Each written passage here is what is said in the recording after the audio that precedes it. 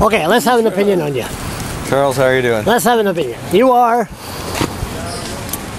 Brian Macdonald. Brian Macdonald. MLA for Fredericton-Silverwood. Oh, okay.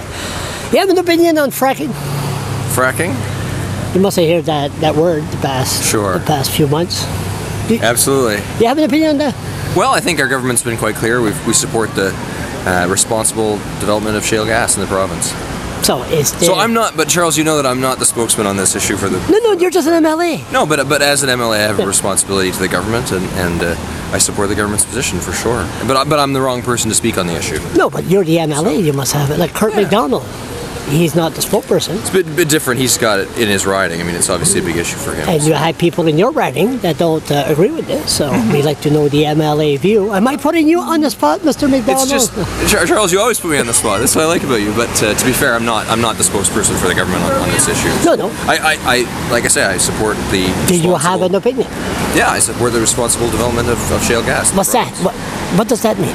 Well, I think we've identified some criteria. Now, like I say, I'm not the authority on this, but we've identified that people won't have fracking done on their property that don't agree with it, right? Mm-hmm. We've said some of the money is going to remain in the community, with the community fund. I think that it's a resource, like a lot of resources that we have in the province. And I think that we have to look at, part of what we do in this province is we exact resources, right? And it powers our cars, all these sorts of things. And I think that if we can extract resources in a responsible way, that's absolutely acceptable. What about the part that once water is contaminated, it's done, it's over? Absolutely. And that's a big issue. I also come at this from a property rights perspective, and I think that you have to respect people's property rights. But do they do that? Down the States, in Louisiana, 60 Minutes had a show, they give the owners a $2 million check to get natural gas from their property. Here in Canada, it doesn't run like that.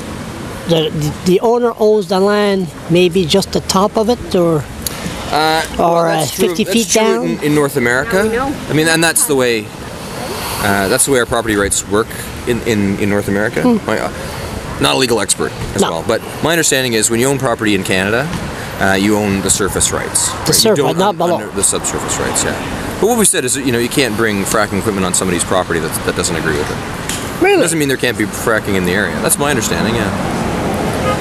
So how you doing as an MLA? You having fun? Yeah, a year anniversary? The year anniversary. Well, the first year in any job is a steep learning curve for sure. No, you're learning a few things. Yeah, I learned a lot actually, a lot of things. And it's challenging because when people come to you as the MLA, you're the sort of point of last resort. They come to you not with an easy problem. No, of course. They come to you with a problem that they haven't been able to solve through every other mechanism. An MLA is a psychiatrist. It's a walking psychiatrist. That's why right now you're paid to listen to my bullshit questioning. That's what an MLA does. Listen, Brian. I'm not qualified for a lot of things. Definitely not qualified as a psychiatrist. But no, you're right. I mean, it's you get a lot of people with a lot of different problems, and the challenge is trying to help people solve problems who really have few options. And you are finding out that there's a lot of issues, a lot of problems out there that you didn't know before you got elected as MLA. There's a lot of problems out there. Yeah, I mean, there's a lot of problems. There's a lot of problems. I mean, it's what I've come in contact with is individual problems, and you realize that the scope of the challenge is there's 11,000 constituents, and they all have every one of those 11,000 people has a set of personal challenges, and they have a set of personal opinions. And the thing about democracy is that you've got to, as the MLA, I've got to reconcile those 11,000, and as the premier's got to reconcile 750,000, and we all.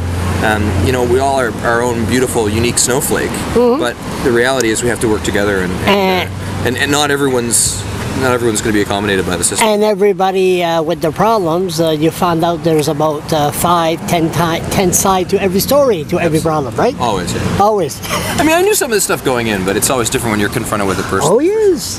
Like me, I've been confronting you on one issue, but we're not going to say anything. But anyway, it's all right, but I'm a pain in the ass. But that's the way it is. Persistent.